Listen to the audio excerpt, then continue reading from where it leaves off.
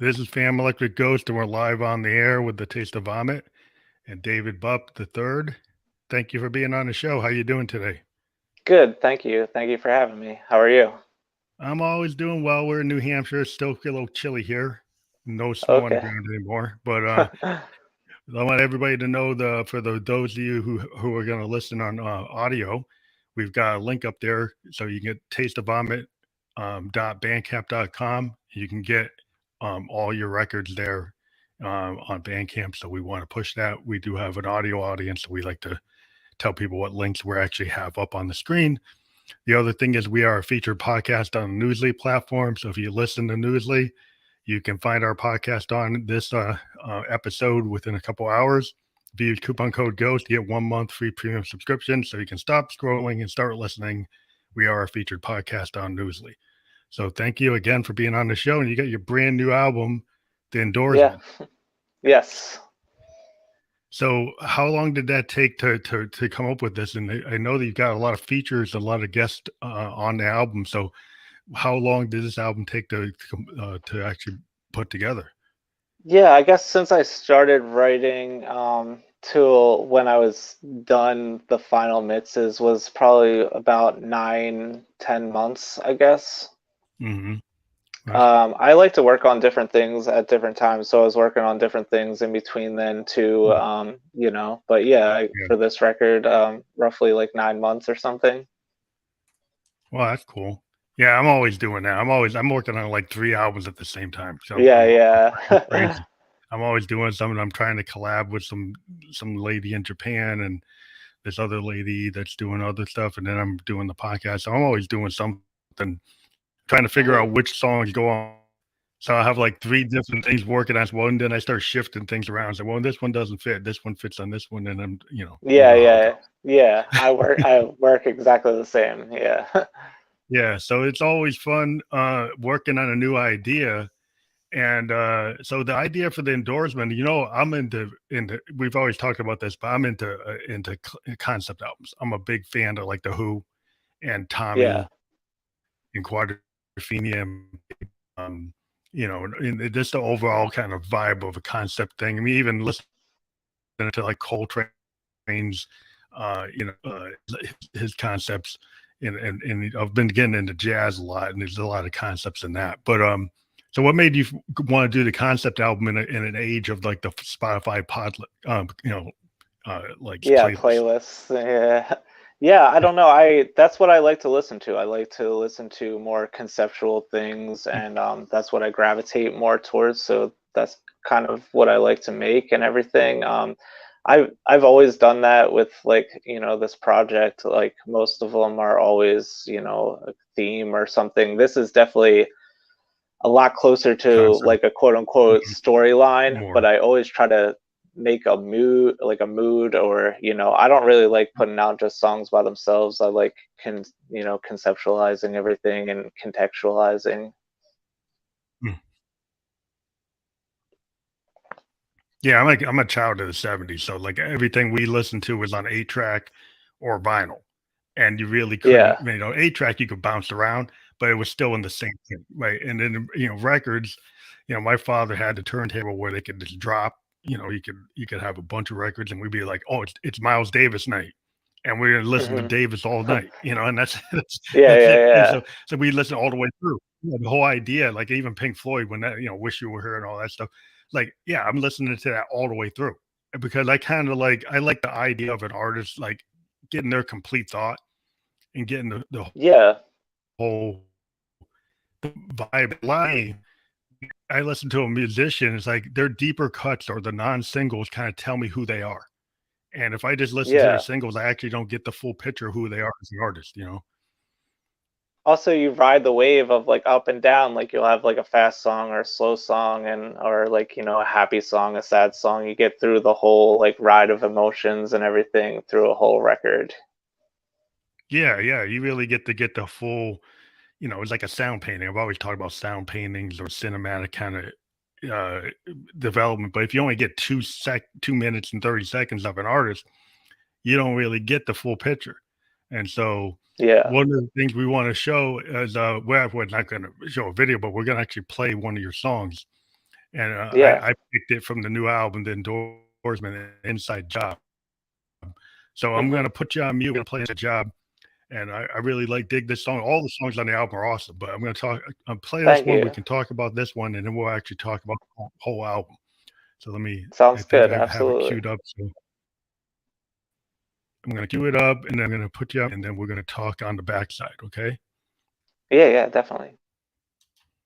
Okay. Here we go. So here we go.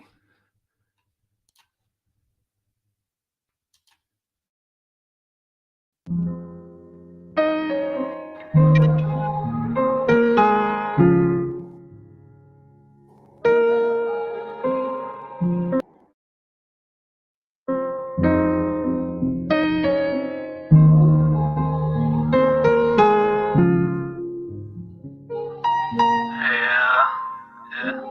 I can't bear to live, I ain't the fucking revenant. In fact, I only breathe to try and stay relevant.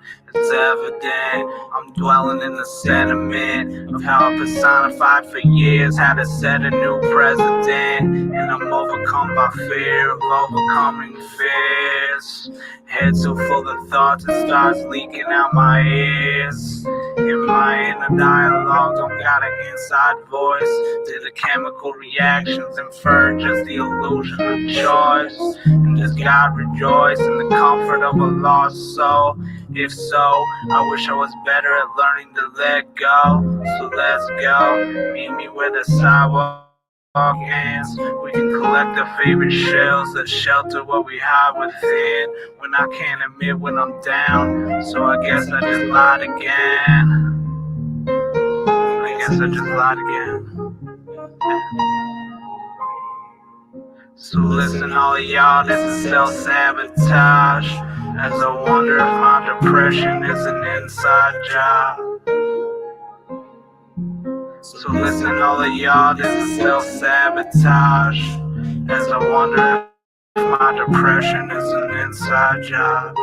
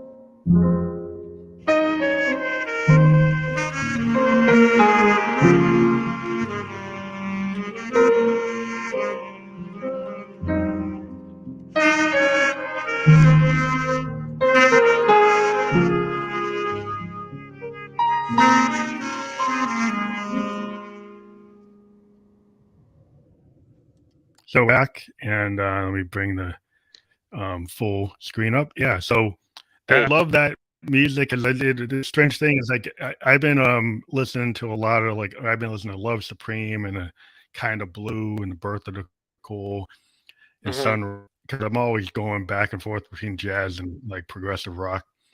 And I Mhm. really like I actually started as a clarinet player. So Okay. I really Yeah. like woodwinds. I mean, I love listening to that, and I like the feel of that in a world that's so beat focused. Like, you don't have the Mhm. drums, that's cool. I Yeah. think the Yeah. fact that Yeah. you're willing to experiment and actually do something that is not kind of this time. It's kind of like a different time. Like, I could hear that in the 80s. I could have heard that in the 70s, something like that. So like for that song, and the vibe of the album is like different types of songs I've heard, like that one appealed to me because it become my aesthetic. But Mhm. what made you feel like to go that direction with that song? I think it was just that point in the record, in the storytelling or whatever. I was trying to fit a certain mood of the words that I was writing. I was trying to get. When I first started writing, I had like an idea of like where it was gonna go or whatever, and I know I needed like a powerful, emotional song. So we started crafting the Mhm. music in that way, and yeah. Yeah. Well, I like the idea of the inside job and self-sabotage. Like, the lyrics are important. Some Mhm. people today, sometimes the lyrics are kind of just like shock value, um, Mhm. and just totally beat focused, and you're more into singer-songwriter focus, like, actually Yeah, telling a yeah. story, Mhm. and I think it's lost today in some of the, like, because if you put yourself into a DAW, you probably wouldn't write exactly what that is. If you're totally coming from, like, working with a, like, an Akai MPC, or you're on the DAW, or you're in Ableton or something, you might not come Mhm. across something like this. This seems more natural, more organic, even though maybe you did it on the DAW. I just feels like it Yeah, sounds yeah. more more like it was kind of like birthed in a more traditional way, old Yeah, school. yeah. But No, it's kind of half and half, to be honest. It's like half sample, half real instruments. The mhm, saxophone solo was performed by my friend Amani Reed. mhm. The piano was based on a sample. There's a couple other like little synth things in the background and things like that. But yeah, it's kind of like half and half. Yeah, that's like a hybrid. Like, I've been playing with this thing called like an Akai Force, and it Hmm. uses clip-based construction. But I try to like basically, hot rod it and not do what it wants me to do. I'll go and like hook CV instruments like a Moog to it, and then Oh yeah, play yeah. that like Hmm. live into it instead of sampling it. And then Hmm. so it's just like, because I just want to get that kind of real authentic sound, like your sax do having that. I mean, you could run a sample, but having somebody really play it, you can Yeah, feel yeah. the emotion of, and the Hmm. melancholy of it, because the sax is like really good for that. Yeah, Um, yeah. because I've been listening to Coltrane a lot, so that's Yeah, in my yeah. head. But yeah, And this is also the too, way yeah, you can convey with yeah, that. it's like because the lyrical part is so short, like the parts with like lyrics is maybe like only like a minute and a half or something like that, but the song goes for 4+ minutes, and it just I think Mhm. that the intention was to like really reflect on everything that has happened Mhm. so far and get this kind of Yes, like agree.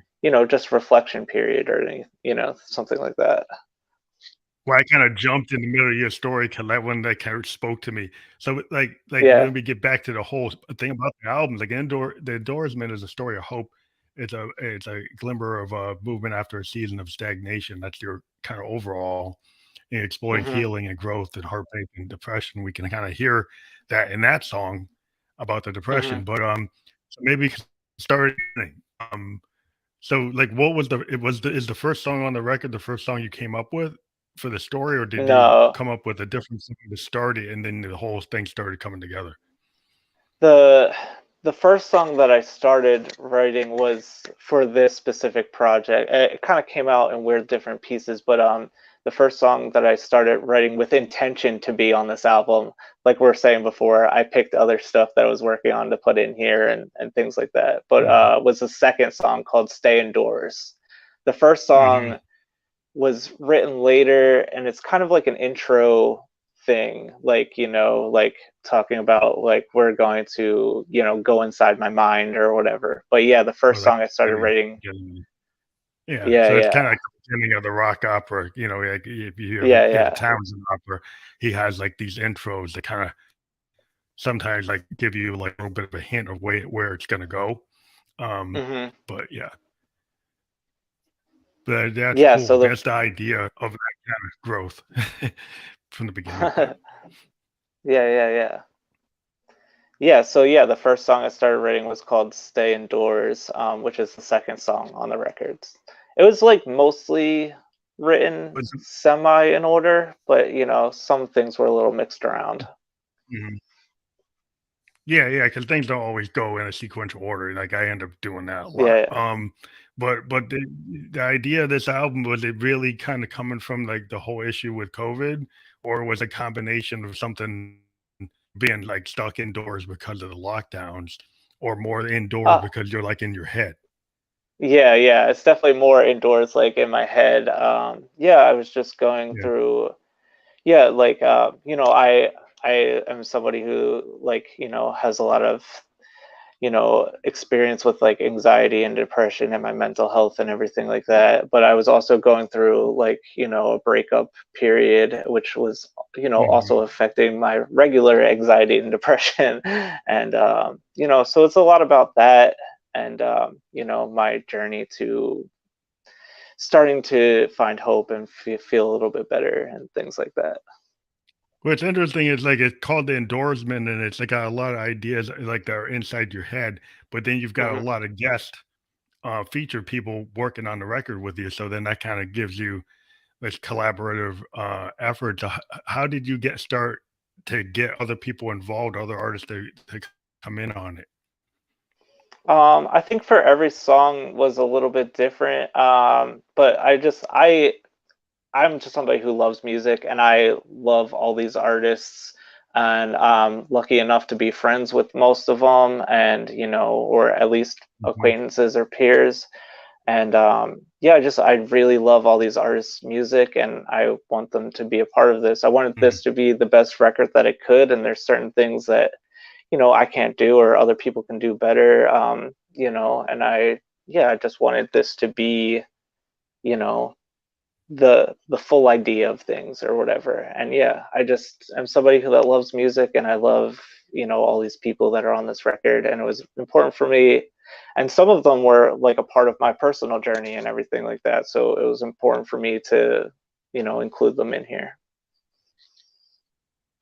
Yeah, that's interesting because like you know, you had Duncecap and you had John S. Hall, and Yeah. you know, it's just really, you know, it's just really interesting. It's like all the different people, Yeah. KOURAJ, you know, and it's just, you know, open mic, eagle atmosphere. You know, there's a lot of cool stuff going on, and it just seems like it all kind of melds together, even though we have this diverse cast of people. Hmm. So I'm just wondering, like, when you if you go to do this live, are you going to be able to get some of the people to all be there? If you do like a Yeah. live rendition of the show, can you are you actually going to have all your all the people that worked on it able to show up when you do it live? Yeah, I mean, not everyone, but like most people. I actually did do a live version, and I did pretty recently. We did a release show for the record like a week ago, Mhm. and was able to. We made full band renditions of it, so you know, we had like a full band, a drummer, Yeah, bass guitar player, piano player, saxophonist, guitar player, that's and awesome. yeah, and then two of the people that were also does vocals on the record were there and performed with me. But yeah, a lot of them are based in Philadelphia. Some of them are based in New York, which is not very far from Philadelphia. Um, you know, so yeah, a lot of them are you know, close to it. And yeah, I've done shows with most of these people and everything. So yeah. That's awesome. Because then maybe it's like, is there like a collective vibe, like that their bands would be on stage doing well, not like a festival, but the idea there was like a collective that's playing a show that night with multiple bands. So then that would all kind of work together. Yeah. KOURAJ and Amani are part of the same collective, and they're also part of this band called Altruistic Vision, and they backed me up on that show, and they all play together too. Oh, that's cool. And, Yeah, I think I yeah, saw yeah, a snippet of that. yeah, Um, yeah, but yeah. yeah, We're, that's yeah, that's cool. I mean, I really am into that kind of performance because so many hmm people are like into the box to actually see like live drummers and saxophonists and guitar hmm players. It's like because you get people like, okay, I did the album, then we're gonna go out, and it's just like, oh, it's all coming from the Mac, yeah. and they're singing over their Mac tracks, and I'm like, well, that's cool, and I understand like it's easier to present, but there's something about being able to actually see the band interpretation. I Yeah. mean, did It's that definitely always, different. how does that feel to you when you do your band? Yeah. I do both. I mostly perform, with backing tracks and things like that. But yeah, performing with the band is definitely a different vibe. And yeah, I had a good time. All those people are very close to me, and I really love all those people, and I appreciate them taking the time to learn all these songs and doing it with me and everything like Mm. that. And yeah, we had a really great time. We're working on a video and we've recorded it and filmed it, so we're currently editing Well, and which song? in the Which process song of. is going to be the video? Which videos? We did Song is four. four of them. We did four songs for the live band set. It was "Stay Indoors," "Houseplant," "Inside Job," and "Emotion." Awesome. What are the? Yeah. Yeah. I mean, I realize I'm a one person band, so I've got a lot of things I have to do. hmm Yeah, when I play, um, but a lot of it is like kind of using all this analog stuff and all this modular, and I try to use that to kind of drive it, and it's still one person, still using a lot of sequencers, which is not that different Yeah. than using a Mac in Ableton or something. But hmm yeah, it's just there's some kind of feel of like what I like to do is it's like throw random voltage generators and LFOs to trigger things, Okay. and Yeah. then like, oh, my Moog is the member of the band because I don't know what Yeah. my Moog's actually going to do. Because I made it go into some random kind of craziness that I'm just going to play with it. And yeah, I mean, I know you can do that with like, oh, I could set it to random, but like having something this analog, it's kind of like having like when you're one person, it's like having that real drummer. It Yeah. having Yeah. your Moog kind of go off on its own. It's like, oh, I can get that kind of vibe, even though it's not a person. It feels a little more personal. But yeah, so it's so this whole project you said it took like several months to put together, um and you were working on other things, and like when you found a song that really fit this project, what was like your criteria to kind of say, oh, this one actually works with the endorsement? I think theme and mood and like the sonic palette of it, I guess. Like, I in the past have done a lot of like boom bap or lo-fi kind of stuff, like more traditional hip hop kind of stuff. And this Hmm. kind of has like, I don't even know how to describe it, but it's not quite like boom bappy hip hop stuff. It's Yeah, it's more a in lot the realm more of expansive. like indie rock, like kind of, but it's still like rapped and stuff. So yeah, a lot of that went into consideration, a lot of themes and things like that. I was kind of like writing a song for something else, and then I was like, oh, that actually like fits on this record more. So I like moved it over and everything. Yeah. Yeah, because this thing has like it's blending hip hop like from your age. It's like a hint of soul, it's R&B, it's alternative rock, it's got jazz, it's Yeah. country. Yeah. Kind of what I call in my world, I call expansive, which means hmm like when somebody tries to pin me down, it's like, what do you mean? Well, because I like progressive rock, I like Sun Ra, I like uh, you know, bands like uh, I don't know, get into new wave. I like early new wave, like Hmm. Joy Division. I like Yeah, stuff yeah, like yeah. that. I like what when they was doing in Duran Duran. And people, oh, how could you like that? It's like, but then I like Yes and like Genesis, and then I Hmm. want to get into like a Zepp kind of vibe. So well, that's all over the map. It's like yeah, and then I could get into a Clash or Who's Do vibe. So it's like, where are you? So, well, that's why it's expansive because I don't know where I am. Yeah, yeah, yeah. Because I mean, you but that's wanted what to it's like to have be a everything. person, you know? Yeah. That's kind of like what it's like to be a person. You're not always the same thing every time, you know? Yeah. Well, people try to tell you that, well, you gotta stick to like trap, or you gotta be in like noise pop, or you gotta be dark wave or synth wave or tech, and I'm an electronic musician, so they automatically it's like, oh, your EDM is like not necessarily. Not really. I'm Yeah. more like Genesis and Yes and Pink Floyd and Funkadelic, and it's like, and people want to pin you down. It's like, well, why do you want to pin me down? Because even those bands were all over the map. If you listen to a Yeah, Funkadelic, and they've got definitely. like a Motown song, and then they got a progressive rock song, and they got kind of like a Frank Zappa type song. And you're like, well, they're all Hmm. over the place. But you want to say Yeah. it's all funk, but it's not James Brown funk. It's not Sly Yeah, funk. yeah, It's yeah. like Funkadelic funk, Yeah, yeah, which yeah. is its own thing. So yeah, it's like you're getting pinned down. Yeah, yeah, I understand getting pinned down. People want to.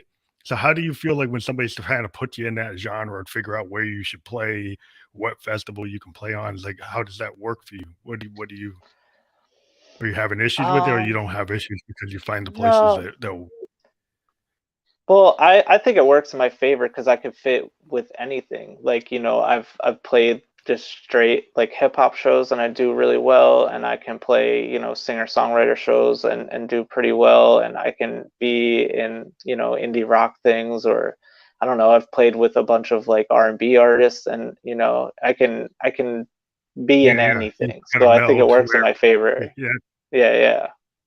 that's because one time, like the first time I did a tour in New York, I was with this hip hop collective, and I ain't really Hmm. hip hop. My music is not really hip hop at all. And I was able to fit in just because I was weird. I was weird enough to fit in. And Yeah, it's like, yeah, okay, well that yeah. works. And then they said, okay. And but it was like, yeah, people were trying to, well, you're not really a rapper. It's like, no, not really. But I do spoken word, and spoken word's kind of like rap. So, it still fit because like of the spoken word nature, kind of like a Lou Reed Dylan idea. It's like, well, yeah, that's kind of like where rap goes. Is if you had can wordsmith like that can work. So Hmm. it doesn't really matter. Like you can kind of be comfortable as long as you don't, you don't want to get knocked off the stage because people are like, that doesn't fit. But Yeah, I think yeah, anything you can kind of read, you read the crowd, it's going to work, and you can kind of adjust if you're a musician, right? yeah. Yeah, I don't know. I think it works in my favor most of the time. That's awesome. Well, I think, well, yeah, because I think that's the way things are going. I think everything's kind of coming. I believe the singer songwriter's coming back. So everybody said, Yeah, "Oh, maybe definitely not. agree. Maybe AI. Maybe AI is taking over." But Oh. uh, No, I think there's a what lot of what do really you think great about that? They always with the AI stuff. It's interesting. Yeah, got an I idea have that no AI, that idea you where could it's have. going. What did you Well, the say? Sorry, you idea cut is out. like they potentially. I was talking. Oh, so what I was like, I was talking to this one guy who was like a technologist, and Hmm. he was saying, well, I think AI could just totally replace all singer songwriters. I was saying, I think they are because all it's going to Yeah, do is just look for things that are kind of like this and kind of like that. And with it today, it's grabbing stuff that already exists. And then yeah, it's barely basically almost stealing people's stuff and merging it and then not paying people. So I don't know if that's what you want. It's like kind of like the old school sampling when people didn't get paid for their sample. And I don't know if that's the best thing to be happening.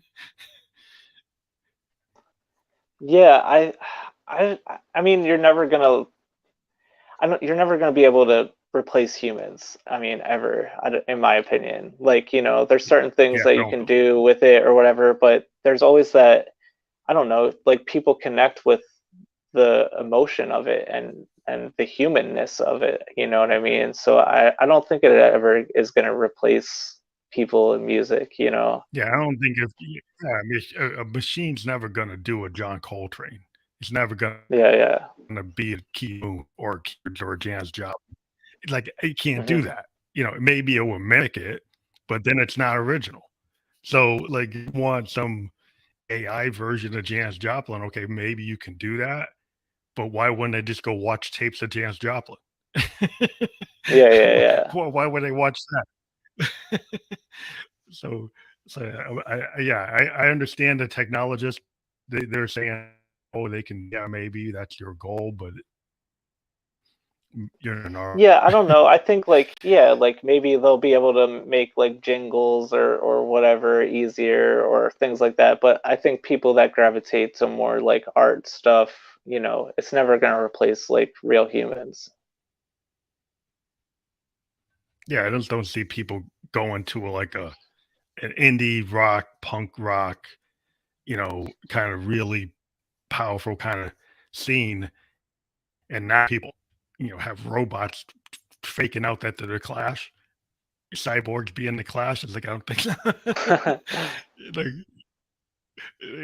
maybe cyberpunk would like that, but I don't know if a real hardcore punk kid's gonna like that. But Yeah. so like when you closer to the story of his kind of rediscovering oneself through the music, did you actually plot the whole album out like a book, or did you let it kind of just evolve song to song and then say, hey, it's gonna work that way? No, I kind of had a rough outline. I mean, it wasn't like, you know, exactly part by part, but I had a rough outline because there's a lot of like there's a lot of musical and lyrical like motifs that travel out. There's a lot of mention of like plants and stuff. There's a lot of like metaphors that go in and out of songs and things like that. So there's a lot of Mhm. interconnectedness. So Influence. I did like plot it Yeah. out in the beginning. Yeah. Yeah, because at times, like, you get into a rock opera, then people will go and they'll have recurring themes, and they'll have hints of those themes and hints of the Hmm. same concepts coming in and out of the story, trying to figure out how to link that together. Uh, and, like, we got roadmaps, and Townsend's like the one I'm always looking at in terms of like Tommy and Quadrophenia, and then his failed opera of like Lifehouse, which is actually you know, the Who's Next album was a failed opera. It was supposed to be this thing called Lifehouse, and it didn't work.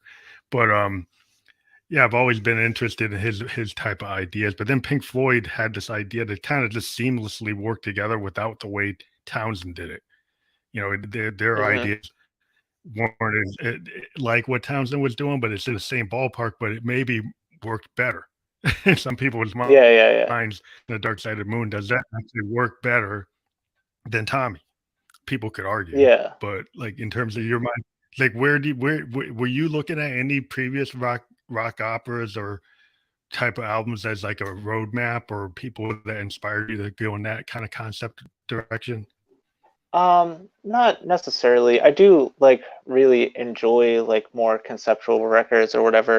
There's a hip hop artist named Billy Woods that I'm super into.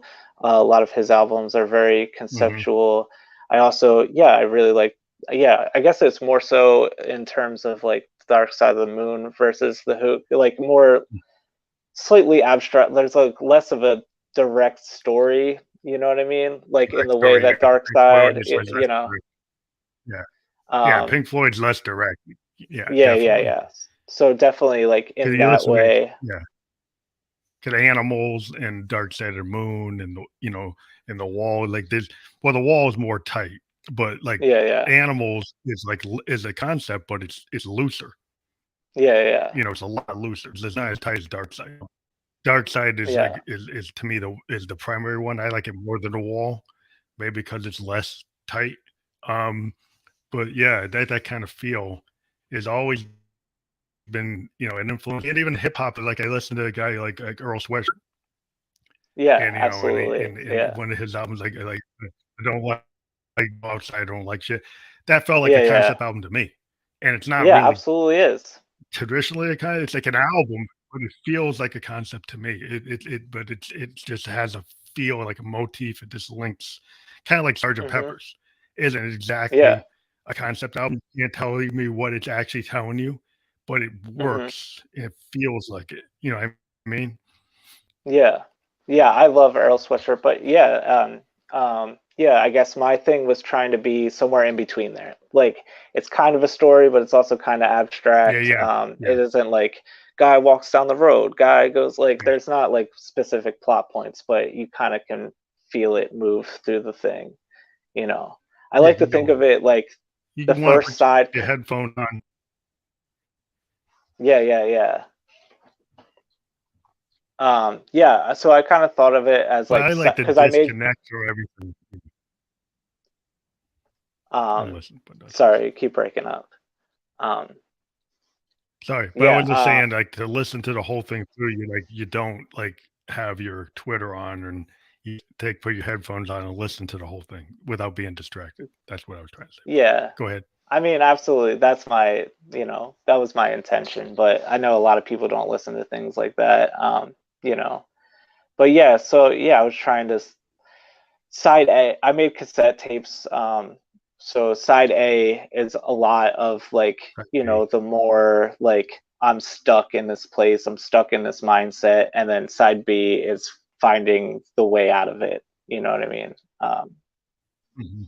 That kind of transition between like the vinyl side A and B and the tape side A side B has the ability to to kind of shift that. You do see that with like Pink Floyd, the way their albums were constructed, they definitely had the side A side B kind of feel of where the concept is going, and it's useful to have that being able to flip, because a lot of people today, they just get this complete, they don't get to flip it, so they don't see where the side A and B are.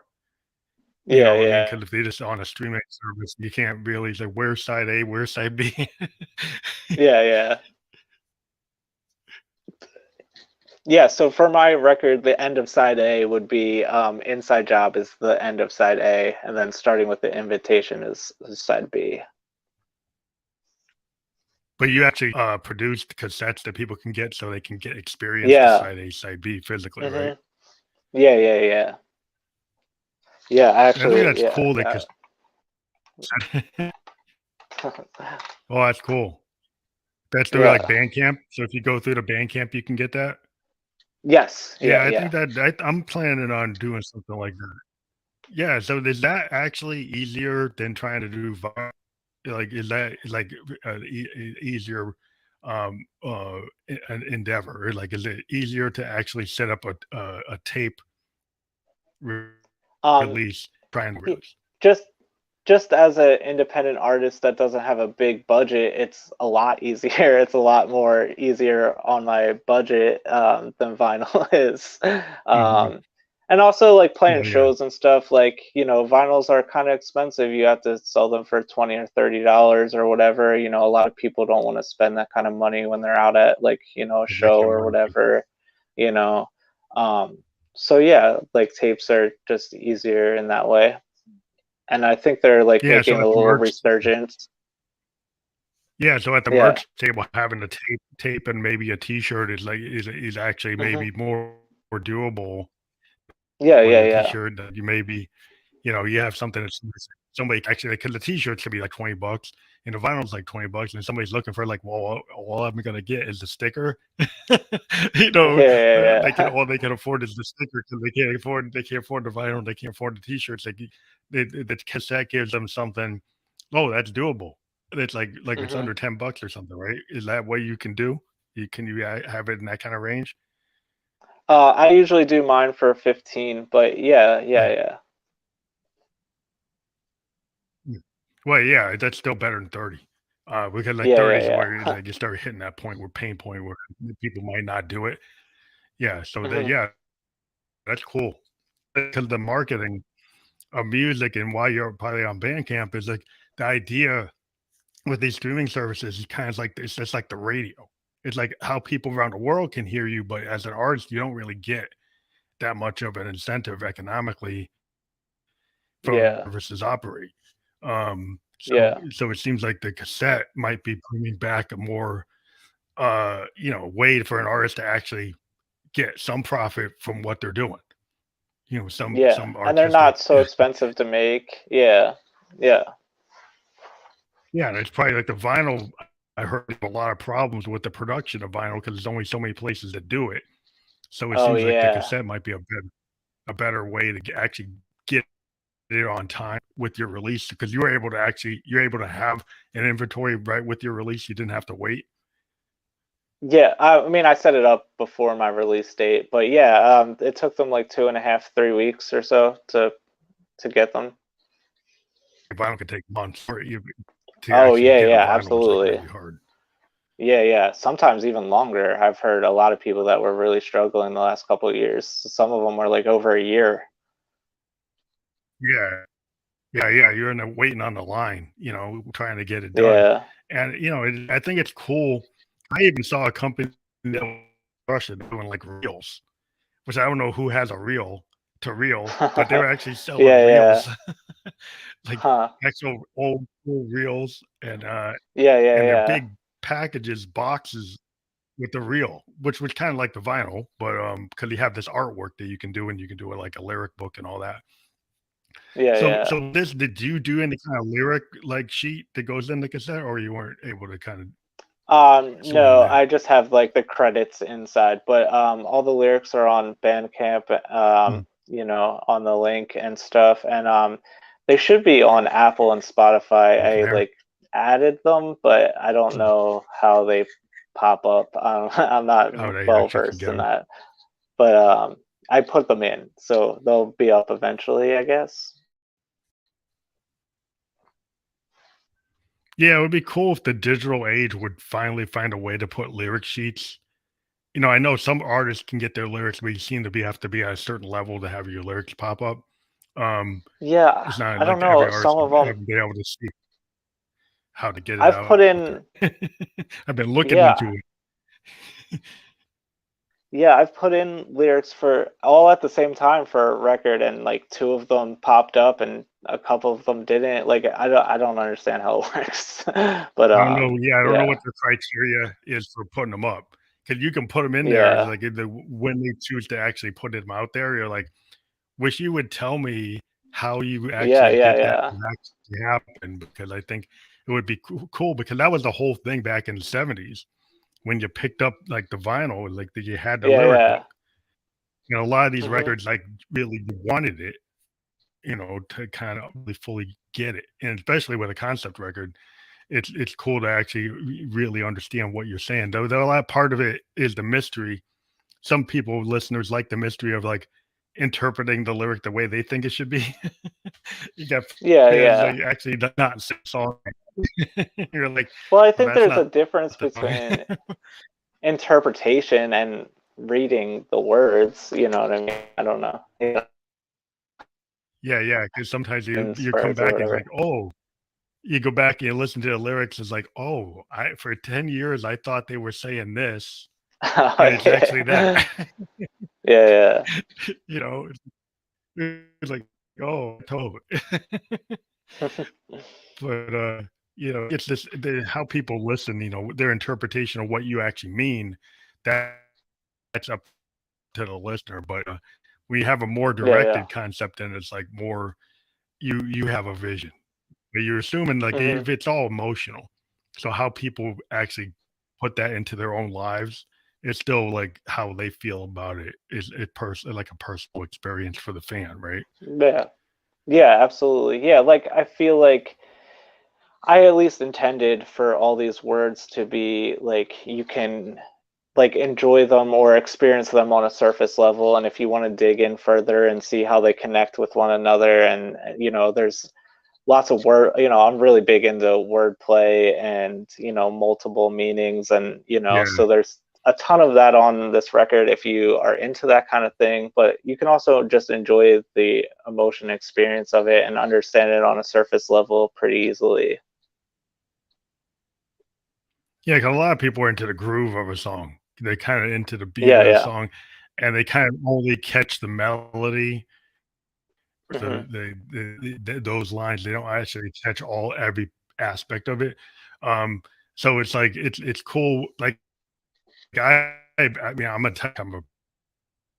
songwriter myself. Get very deep into what artists are doing, and like because that's what I like to do as an active listener.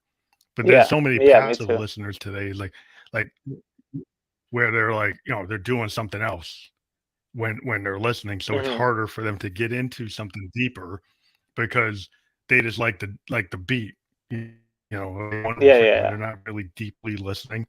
Is that kind Hmm. of frustrating as an artist that's more like into writing than when you have fans that are like not as deep into actually getting the full content? I think it bothered me when I was younger and first starting out, but it doesn't bother me as much anymore. I mean, I feel like, just people are different and people like different things and people experience things differently. So, it's just whatever works for you. Like, I enjoy, yeah, sitting down with something and like really like immersing myself into it, but some people are not into that, you know what I mean? Like, I don't know, Yeah, yeah. people enjoy different things, so it doesn't bother me anymore. I don't feel any kind of way about it anymore, but I definitely did when I Well, I started. think I'm it's like, like, I put all yeah, this you work can't into worry. it and nobody gets it, like, but it doesn't bother me anymore. Yeah. That's always the frustration. Yeah, like if you're writing and like you write the 5-minute song, and then you hear everybody Hmm. telling you it's gonna be 2 minutes and 15 seconds and 2 minutes and 30 seconds because that's the attention span of kind of playlist, right? So as you go over 3 minutes, and they're like, "Oh, you're going over 3 minutes." I was like, but like Yeah, yeah. that serves the song. If you write songs that's what they are. That's what they are, and it's kind of hard to cut them. It's like I was talking to an author, and they were telling him, "Oh, I got 100. You got 130,000. Cut that down to 66,000." And it was like, Hmm. "Why?" Because that's Yeah, the way what the market can bear. And it seems like there's yeah, something yeah. like that going on in music where people, well, the market can't bear a song at 4 minutes and 52 seconds, or they can't bear it at 6 minutes and 52, which I'm in trouble because all my songs are going like 6, 7 minutes. Yeah, But yeah. yeah, but it's like I'm totally like I don't care. I just that's what I do. If you want to cut them down, I cut them into reels and stuff. Yeah. So, what do you think about things like reels and shorts and TikTok? Do you have a strategy as a musician for those audiences? um Not necessarily. It's not necessarily for me or what I want to do, and not knocking, anybody who it is something for, but it's not necessarily for me. I do still really enjoy music videos, like full Mm, videos full video. content, and Mm, yeah, of the full song, and I'll cut like a little bit of that, produced video into a short reel and just be like, watch the rest of it at this website or whatever, but yeah, yeah, I really to grew create up like an ad, like, like an ad. yeah, yeah, yeah. I grew up like really watching music videos and I really love it. And I think it's another form of creativity and things like that. So that's really important to me. I just put out a video for Houseplant on my YouTube page. And we had a Mm, lot of fun. We're getting a lot of really good responses to it. But yeah, yeah, yeah. So yeah, I guess yeah, for me, for reels and TikToks and things like that, I just chop up things or put little clips of live performances or things like that. I'm not necessarily creating content with that sole purpose in mind. You know what I mean? yeah, because I mean the real kind of audience is like they're trying to get millions of hits, Yeah, yeah, hundreds of yeah. thousands of hits for the certain targeted strategy that necessarily in line with the artistic vision of a singer-songwriter. Because Yeah. like I do, like a lot of my stuff, I just do shorts to get somebody to get into the full video, which might be 7 Yes. minutes. Yeah. Same with me. Yeah. So it's like my intention is not to get you to be into that and get millions of hits on like some 30-second thing. It's like I want you to use it as an intro to my longer thing, which Yeah. hopefully you'll check out. But yeah, that's the way I use it as like the way to drive somebody, drive into the Hmm. full performance. Because I grew up with the MTV. I'm a child of Yeah. the Yeah. '70s, and I remember like '79 that coming in and seeing like Joy Division, and then that really got Mm-hmm. me on Sense. As soon as I saw them, with that first song, I'm like, wow, Mm-hmm. that's it. And then they became New Order, and then I saw that stuff, and I'm like, that wow. And I started looking for Sense, and I just Mm-hmm. I just got totally pulled into the whole synth new wave era, what they were doing. Like, it was kind of taking like a punk aesthetic with some of what had been done with the big, progressive rock and tightening it up. So that suddenly it Yeah, wasn't yeah. these big progressive Yes and Genesis songs, but it was like these tight pop songs that had a little bit, everything in them. And they were coming from ska, they were coming from punk and rock and Mm-hmm. wave movement. Well, that's just synth. Not. There's a lot of stuff in it that's more than that. Um, I find that it's very expansive, kind of like what you're doing with your music. It's very, all over the map. Yeah, yeah. So I think everybody should check out your album on Bandcamp. That's the preferred place for you to get it, right? Because then you people can actually get the cassette right through the Bandcamp Yes. link. Mm-hmm. Yeah. But it's also on Spotify and Apple and all those things, wherever you prefer to listen to things, Yeah, it's probably up there. But yeah, I usually try to direct people towards my Bandcamp page. I also have like t-shirts and things up on there and everything like that. so you can get the full Taste of Vomit experience on Bandcamp, so you can buy the Yeah. merch, which we always encourage. Like if you're into a musician, if you really want to support that musician, buying the cassette is a real way to show the love for your new project, and buying the merch is a way to do it. And I always tell people, like, if you're gonna watch a YouTuber and give a tip, the Yeah, way to help yeah. out a musician is to go to their Bandcamp, buy the T-shirt, go to the concert, buy the ticket, buy the cassette, buy the vinyl if it's available, because that's how you support music. Just streaming is fine, but understand the Mm-hmm. way things work as a musician is a lot better for us if you actually go get the physical content. Yeah, yeah. And it just helps fund the next thing. Like if The next thing, yeah, it if you're helps into that goes artist, into the yeah, next thing. Yeah. if you want to see the next thing happen, then help the artist that way, because Yeah, yeah. it's a cool thing to get into, and there's like I think when you get into an album, is like you're getting an experience that is going to give you that vision of that artist, and then you'll probably be interested and say, hey, what else do they have? And then you'll go through your Yeah. catalog and you'll start to see other things that, like, wow, this guy is cool and really interesting things. And so that's it's just an adventure that's different than the playlist. There's like maybe you find somebody on the playlist, but like go deep when like the vomit and go check out the Bandcamp, check out the Indoorsman. And are you going to be touring? Are people able to go get tickets for you anywhere? Not right this second, but I'm currently planning it. But it's probably not going to be till late summer. But yeah, I'm currently sending Like, emails and doing the booking agent things. So we're working on that right now. cool. But yeah, I'll be doing the Northeast So US did he? into. I'm sorry, you're breaking up. Oh, what I'm saying, if they want to get no news about your touring, can they find that from Bandcamp, or do you have a different site? Oh, that'll What's the- usually, yeah, mostly on my Instagram. But yeah, if you follow me on Bandcamp, I send updates and things like that. But yeah, I'll be up through. We're planning on doing the Northeast US down to the Midwest and back over to the East Coast. So probably late summer. in the summer, late summer, Yeah. like July, August? hmm Yeah, like August. Yeah. That's cool. That's awesome. Yeah, well, that's Yep. always cool because now the bands are able to get out there. You can actually go see them. So I encourage everybody to Yeah. go Yeah. check out your Instagram, there's a link for your Instagram that will be on this podcast, along with the Bandcamp link, and those will be clickable when we fully publish, and we will be on Spotify as a video podcast. We'll be on Apple, iHeart, uh, many other places. So people will be able to check that out.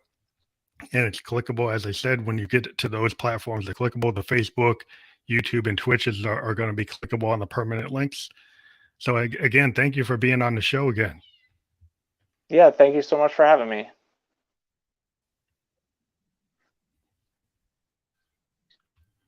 It's always cool to talk to musicians. We started out talking to musicians, and we've kind of expanded from that. But musicians are still our core of who we are, and who what we like to talk about is music. So that's always fun for us. So thank you for being on the show again, and everybody go check out Taste of Vomit at .bandcamp.com, and you can find the Indoorsman there. And thank you very much for being on the show. Yeah, thank you.